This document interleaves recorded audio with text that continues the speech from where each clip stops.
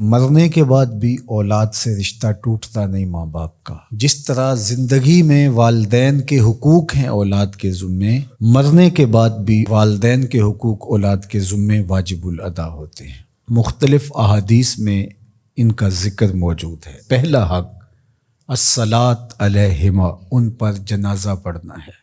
تجہیز و تکفین تدفین اس کے زمرے میں آتی ہے۔ وہ اولاد خوش نصیب ہے جو اپنے ماں باپ کا یہ حق ادا کر پاتی ہے، ورنہ ایسے بد نصیب لوگ بھی ہیں جنہیں جنازہ آتا نہیں ہوتا اور ساری زندگی لوگوں کے جنازوں میں جا کے رسم ادا کر کے آ جاتے ہیں، اور جب اپنے ماں باپ انتقال کر گئے تو یہ دھوکہ پھر ان کے ساتھ بھی انہیں کرنا ہوتا ہے۔ تو وہ کیا سوچ رہے ہوں گے کہ یہ ماں باپ کے مرنے کے بعد ان کا پہلا حق تھا جو ہم نے ادا نہیں کیا۔ دوسرا حق استغفار لہما، ان کے لیے بخشش کی دعا کرنا، مغفرت کی دعائیں کرنا، اے اللہ ان کی مغفرت فرما۔ تو یہ بات ذہن میں رکھیے، جس طرح باپ کی ماں کی دعائیں اولاد کے حق میں قبول ہوتی ہیں، اس طرح اولاد کی دعائیں والدین کے حق میں قبول ہوتی ہیں۔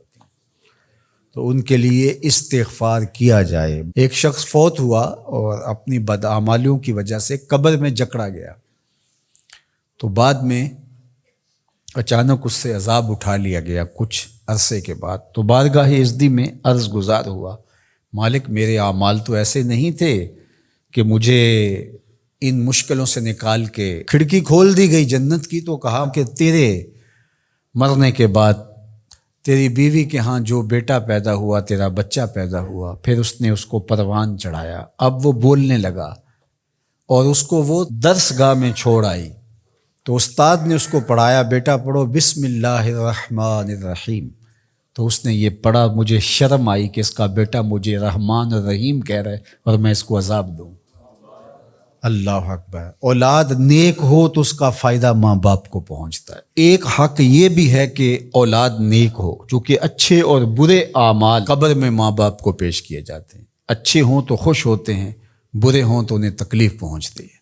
اس لیے ماں باپ کا مرنے کے بعد جو اولاد کے ذمے حق ہے، ان میں سے ایک حق یہ ہے کہ وہ نیک اور صالح ہوں تاکہ ان کو قبر میں راحت پہنچے۔ تیسرا حق ماں باپ کا جو اولاد کے ذمے ہے وہ انفاذ العہد ہے، ان کے عہد پورے کرنے، ان کے وعدے پورے کرنے۔ یعنی انہوں نے جو عہد کر رکھا تھا کسی وجہ سے پورا نہیں کر سکے، تو اولاد کے ذمے ہے کہ وہ اس کو ادا کرے۔ وہ عہد اللہ سے بھی ہو سکتا ہے اور اللہ کی مخلوق سے بھی ہو سکتا ہے۔ اللہ سے کوئی منت مانی تھی، پوری نہیں کر سکے، اسی طرح مخلوق کے ساتھ کوئی وعدہ تھا، اس وعدے کی تکمیل نہیں ہو سکی تھی، تو ان وعدوں کو پورا کرے۔ اس طرح قرض دینا تھا کسی کا اور انتقال کر گئے، تو اولاد اس کو اپنی طرف سے ادا کرے۔ اس کا اگر مال ہے تو اس کے مال سے ادا کر کے اس کے بعد پھر جو ہے وہ اس کی وراثت تقسیم ہوگی، اور اگر مال نہیں بھی تھا تو پھر بھی اولاد کے ذمہ ہے کہ اپنے باپ کا قرض ادا کرے۔ اور یہ اگر جنازہ پڑھنے سے پہلے کر دیا جائے تو یہ سب سے اچھا اور سب سے بہتر ہے۔ ایک تو یہ ہے کہ انہوں نے جو وعدے کر رکھے تھے، ان کے جو عہد تھے وہ پورے کرے، لیکن اس کے زمرے کے اندر وہ واجب کی سطح تک تو نہیں ہے، لیکن ان کے حقوق میں سے ہے کہ ان کے معمولات خیر کو جاری رکھے۔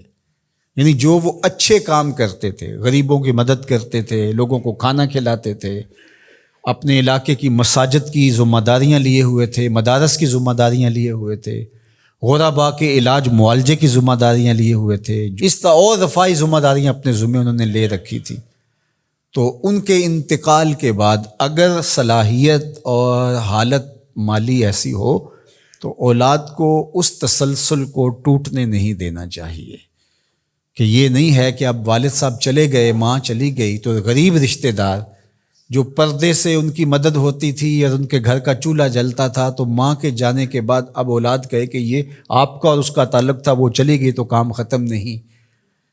اس معمول کو جاری رکھیں، قبر میں ماں کی روح خوش ہوگی، روح بھی خوش ہوگی، اور اس کا اجر آپ کو بھی ملے گا، اور برابر اتنا ہی اجر آپ کے ماں باپ کو بھی قبر میں ملے گا، اس لیے کہ اس کار خیر کو شروع انہوں نے کر رکھا تھا۔ تو جو معمولات خیر ہیں ماں باپ کے، ان کو جاری رکھا جائے۔ چوتھا حق ماں باپ کا مرنے کے بعد جو اولاد کے ذمے عائد ہوتا ہے وہ ہے بر الاصدقاء، حسن سلوک کرنا باپ کے دوستوں کے ساتھ اور ماں کی سہیلیوں کے ساتھ. خالہ ماں کی جگہ پہ آتی ہے اور چچا باپ کی جگہ پہ آتا ہے. تو ماں کے انتقال کے بعد جو ماں کی طرف سے رشتہ داری کا سلسلہ ہے اس کو توڑ نہ دیا جائے کہ اب ماں نہیں رہی تو رشتے بھی ختم، اس طرح باپ نہیں رہا تو رشتے بھی ختم. تو ان کے ساتھ صلہ رحمی کی جائے. مرنے والے والدین کے حقوق کو کون ہے ایسا دین جو اس طرح بیان کرے گا؟ آج دنیا یورپ کی بات کرتے ہیں، وہ تو زندہ ماں باپ کو اولڈ پیپلز ہوم میں چھوڑ آتے ہیں. ایک ماں 10 بچوں کو پال لیتی ہے، 10 بیٹوں کو ایک باپ پالتا ہے، پھر 10 بیٹے مل کر ایک باپ کو نہیں پال سکتے. تو خوش نصیب ہیں وہ لوگ جو اپنے ماں باپ کی خدمت کو شعار زندگی کہتے ہیں.